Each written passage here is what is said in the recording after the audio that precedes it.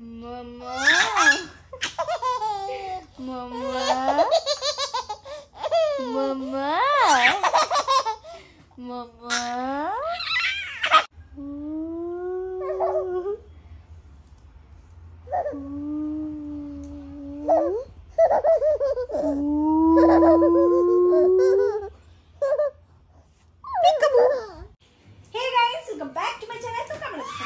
আজকের ভিডিওটা কিন্তু শুরু করছি দিব্যার পুরো দিনের রুটিনটা নিয়ে, আর আমাদের লাইফের এমন কিছু কথা আছে যেগুলো তোমাদের সাথে আজকে শেয়ার করব।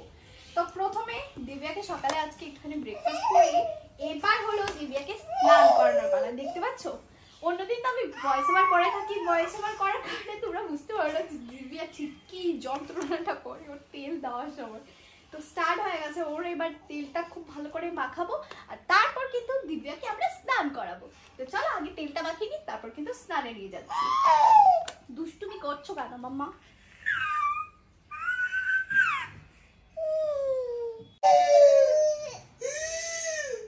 এই নাও পিকাচু, পিকাচু বাবা তোমার পিকাচু নিয়ে নিচ্ছে। কাকাইটা দুষ্টু, এদিকে পিকাচু তো দিয়ে দে আমাদের। কাকা পিকাচুটা দিয়ে দাও, দিয়ে দে। আইবো করছিস দিয়ে দিয়েছি কি জেদ। না না না নেবে না, নেবে না, নেবে না, নিয়ে না। এগুলো হেলদি করছে। কি আছে মামা? এই দাও বাকি শেষ হয়ে গেছে। এই না এই না এই না। এই যে সব কাম আছে। চলো চলো স্নান করো। এই না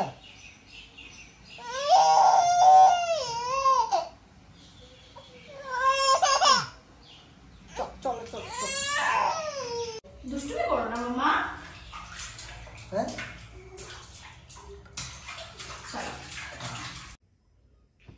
তো গাইস দিব্যাকে স্নান টান করে রেডি করি, এবার কিন্তু চলে এলাম আমি কাপড় চোপড়গুলো গোছাতে। ওকে মাসির কাছে দিয়ে এসেছি, তো ভাবলাম তোমাদের সাথে একটু গল্প করে নিই। জানো গাইস, এখন কিন্তু লাইফটা অনেকটা স্টেবল কাটছে, কিন্তু একটা সময় ছিল লাইফে অনেক টেনশন ছিল। মানে সত্যি কথা বলতে ওই সময়টা ভাবলে আমার কেমন জানি একটা করে। তো তখনটা কি ছিল, আমাদের একটা রেস্টুরেন্ট ছিল যেটা ডুবে গেছিলো। তো দিব্যার পাপা আর আমি এতটাই টেনশনে ছিলাম যে আমরা তখনটায় বেবি প্ল্যানিংও করিনি, মাথার উপর এত টেনশন ছিল, এতটা লোন ছিল যেগুলো শোধ কিভাবে করব। সামান্য একটা গ্রোসারিজ আনতেও আমাদের মানে অনেকটা ভাবতে হতো, এতটা মানে খারাপ অবস্থা ছিল, মানে অনেক খারাপ সময় গেছিল। তো সবগুলো দরজা যখন বন্ধ হয়ে যায়, অনেক রিলেটিভসরা কিন্তু আমাদের হেল্পও করেছিল, কিন্তু কোনো কাজে আসছিল না, অনেক লোন ছিল না।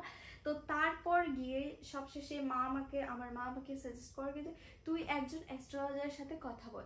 আমি প্রথম ভাবলাম অ্যাস্ট্রোলজারের সাথে কথা বলে কি হবে, তো পরে দেখলাম সবগুলো রাস্তাই তো বন্ধ হয়ে গেছে, লাস্ট একটু ট্রাই করলে কি ক্ষতি। তো তারপর আমি আমার মায়ের সাজেস্ট করার পর আমি অ্যাস্ট্রোটক অ্যাপে অর্পণাদির সাথে কথা বলি।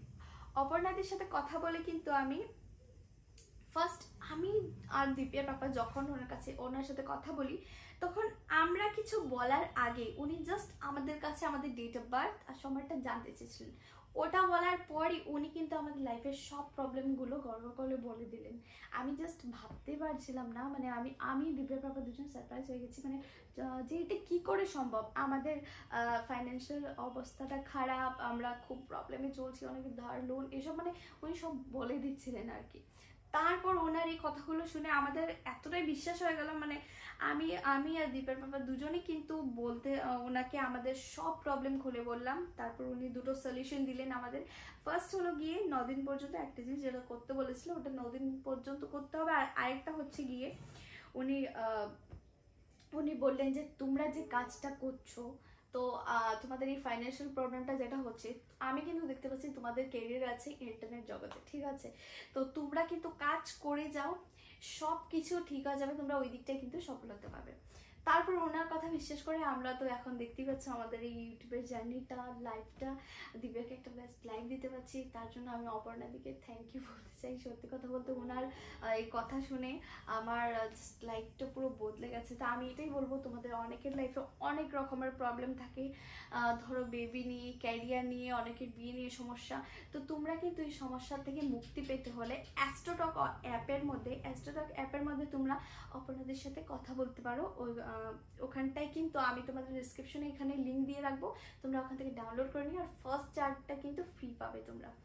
তো চলো, তোমাদের সাথে গল্প করতে করতে আমি এবার চলে যাচ্ছি রান্না করে। আমার কাপড় চোপড় গোছ কাজ করা হয়ে গেছে, আর তোমরা কিন্তু সলিউশন পেয়ে গেলে। তো চলো, আমি এবার এগুলো রেখে রান্না করতে যাই। দিব্যা ওদিকে কি করছে কে জানে। তো চলে এলাম, সবকিছু গুছিয়ে গেছি, আর এবার কিন্তু মাছ রান্না করে নেবো। দেখতে পাচ্ছ এদিকটা আমাদের জন্য আনা হয়েছে কাতলা মাছ, আর এদিকটা হচ্ছে কাতলা না রুই, কাতলা। আচ্ছা, কাতলা মাছ মাছ না, সবাই কি কমেন্ট করবে কি জানি। তো তারপর এদিকটা দেখতে পাচ্ছ, এদিকটা দুটো শিং মাছ নিয়ে নিয়েছি সোনার জন্য, যেটা ওর পাপা এনেছে। তো এবার চলো মাছগুলোকে প্রথম ধুয়ে পরিষ্কার করে নিই, আর তারপর কিন্তু আমি এদিকটা আজকে কি বানাবো বলি। এই যে বেগুনটা দেখতে পাচ্ছ, ওটা দিয়ে দিব্যার ফেভারিট মাছের ঝোলটা বানাবো। হ্যাঁ, আমরা কিন্তু রোজ এরকম মাছের চচ্চড়ি বেগুন দিয়ে খাই না গাইস, কারণ অনেকটা দিন ধরে ভিডিও দিচ্ছি না। তো এখানে ভিডিও ভেজ অনেক খেয়েছি। তো আর আমি ভাবছিলাম একটা বাঁধাকপির ঘন্ট। তো প্রথমে এই দুটো বানিয়ে নিই, যদি একটুখানি সময় পেয়ে যাই তাহলে কিন্তু আমি বাঁধাকপির একটা ঘন্ট বানাবো। আর এটা কিন্তু আমি নিয়ে নিয়েছি গাজর দিয়ে শিং মাছ। তো তোমরা নিশ্চয়ই কেউ গাজর দিয়ে শিং মাছ ঝোল বানাওনি, তো এটা সত্যি খুব ভালো। গাজরটা দিয়ে শিং মাছ বানিয়ে খাওয়ালে বাচ্চাদের খুব ভালো। তো তোমরা বানিয়ে দিতে পারো, যাদের যাদের বাচ্চারা এরকম খেতে চায় না একদমই, তো এটা দিয়ে বানিয়ে খাওয়ালে হয়তো খাবে। এমনিতেই বাচ্চারা খেতে চায় না, বাট একটু টেস্টি হলে খাওয়ানো যায় আর কি। তো তারপর এদিকটা দেখো, সব মাছগুলো এবার ধুই নিয়ে আমি।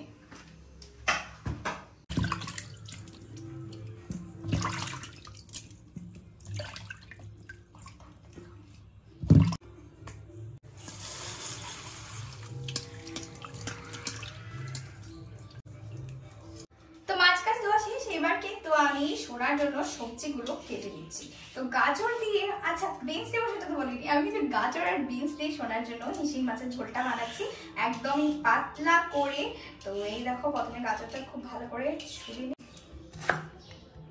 এবার গাজরগুলোকে কিন্তু আমি ডুমো ডুমো করে কেটে নেব। ডুমো ডুমো করে কাটবো না লম্বা লম্বা করে? লম্বা লম্বা করেই কেটে। এই দেখো, সবকিছু কেটে কুটে ধুয়ে নিয়েছি। আর এবার কিন্তু আমি সোনার সবকিছু রেডি করার পর মাছগুলো ভেজে নেব। তো এই দিকটা সব মাছ যেহেতু ধোয়া আছে, এবার ভাজার জন্য আমি এই দিকটা হলদি দিয়ে দিচ্ছি। সোনার মাছে এতটা হলদির দরকার নেই, তার জন্য দিচ্ছি না, একটা গাছ থেকে লেগে যাবে। তো আমি সবগুলো মাছ কিন্তু ভাজবো না, কিছুটা রেখে দেবো তুলে। তো মেখেই রেখে দিচ্ছি, একসাথে পরে ভেজে ভেজে তরকারি বানানো যাবে। তো নুন হলুদ দিয়ে সবটাই মাখিয়ে রাখি। তো একটুখানি নুন কিন্তু বেগুনের মধ্যেও দিতে হবে। ব্যাস, সোনার নুনটা জাস্ট তোমরা দেখে নাও। আমি ওকে কিন্তু একদমই কম নুন দিয়ে তরকারিটা খাওয়াই, সত্যি কথা বলতে। তো হালকা একটুখানি দিয়ে দিলাম। এবার চলো মাছগুলো মেখে ভেজে টেজে নিই।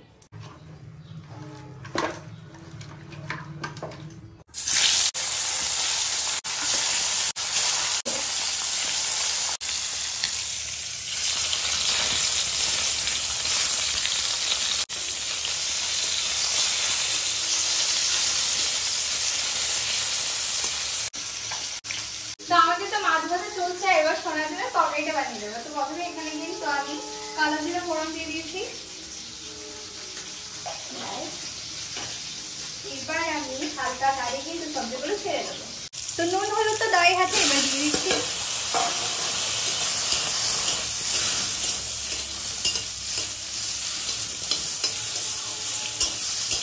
তো যেহেতু তেল বেশি দিইনি, তাই কড়াইতে পড়তে না পড়তে কিন্তু গাজর আর বিনসের অবস্থা খারাপ হয়ে গেছে, তার জন্য একটু জল দিয়ে দিলাম।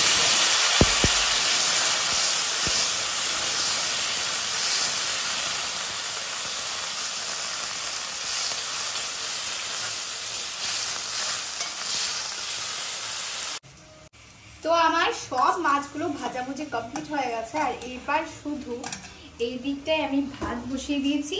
আর সোনার যে তরকারিটা আছে ওটা কিন্তু খুব ভালো করে সিদ্ধ করছি, আর এই দিকটায় কষিয়েও নিচ্ছি বলতে পারো।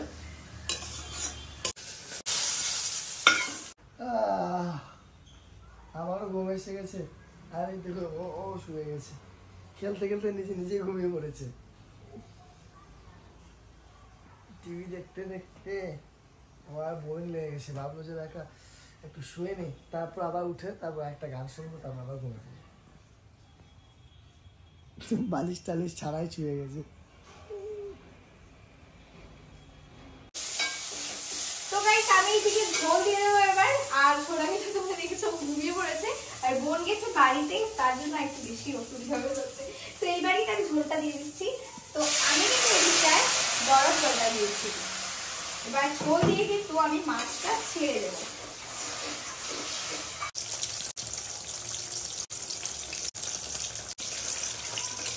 তো এদিকে মাছের ঝোল রেডি। তো সোনার তরকারি রেডি করার পর এবার কিন্তু আমি দিয়ে দিচ্ছি এদিকে কালো জিরে ফোড়ন দিয়ে আমাদের চচ্চড়িটা বসিয়ে ফেলছি। তারপর আবার স্নানে যাবো, তারপর এসে সোনাকে খাবো, তারপর আমি খাবো। আর এদিকে কিন্তু পেঁয়াজ, কাঁচা লঙ্কা, রসুন, হ্যাঁ পেঁয়াজ দিয়েছি না, পেঁয়াজ দিই সরি, কাঁচা লঙ্কা, রসুন নয়, কাঁচা লঙ্কা, আদা, টমেটো আর কিছুটা সর্ষের পেস্ট নিয়ে নিয়েছি আমি এটার তরকারিটা বানানোর জন্য।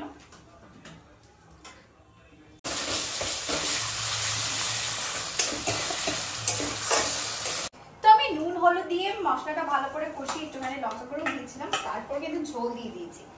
ঝোল গরম জলটা ইউজ করেছি, তাই এইবার কিন্তু ঝটপট করে মাছগুলো দিয়ে দিচ্ছি।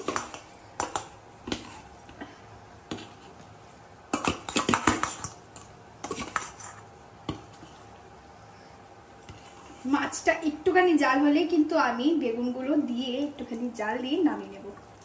তরকারি রেডি। এবার দুজনকে ভাত দিয়ে আমি চলে যাব কিন্তু স্নান করতে। ওরা স্নান টান করে খেতে বসে গেছে। স্নান করিনি, উঠতে বলে বলবো। স্নান করিসনি? আমি করিনি গাইস। ভাই এমনিতে ফ্রেশ, রাতে করবে। ও স্নান করেছে, এই যে চুল ভেজা দেখলে বুঝতে পারবে স্নান করেছে। এবার আমি যাব স্নানে, ওদের খাওয়া স্টার্ট হয়ে গেছে। আর এবার তোমাদের যা চাই তোমরা বলো, তাহলে আমি একবার চলে গেলে আর পাবে না। তরকারি তো এখান থেকে নিতে পারবে। ভাত নেবে কেউ? ভাই ভাত একটু দেবো? কিছু লাগবে না। ওকে, ভাই আবার ডায়েটে আছে। আর যা লাগবে সেটা ক্যামেরা অফ করে নিয়ে নেব। আচ্ছা তুই কি ডায়েটে আছিস? ডায়েটে? ডায়েট আমি 5 মিনিট থেকে আছি। আর ডায়েট যদি ভাই করে তাহলে ডায়েট করলে ভাইকে কেউ, ভাইয়ের মধ্যে পর্দা লাগিয়ে কেউ লটকে দেবে।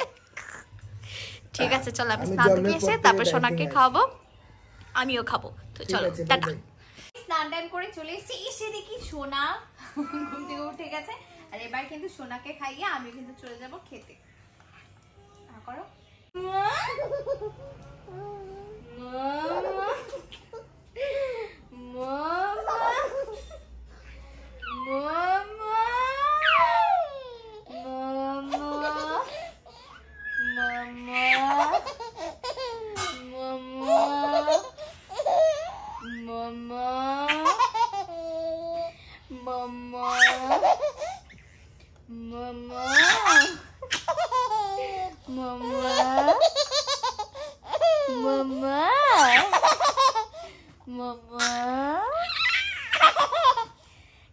আজকের ভিডিওটা আমি এখানে শেষ করছি। আমাদের কিন্তু খুব তাড়াতাড়ি একটু মার্কেটে যেতে হবে, তো আমরা আজকে বিকেলে একটু মার্কেটে যাচ্ছি সন্ধ্যে। তো আজকের ভিডিওটা এখানে শেষ করতে হচ্ছে, আরেকদিন দিব্যার প্রপার রুটিন তোমাদের সাথে শেয়ার করবো। মাম্মা চলো রেডি হবো, রেডি হবো, রেডি হবো মামা। দেখতে পাচ্ছ, দেখতে পাচ্ছ?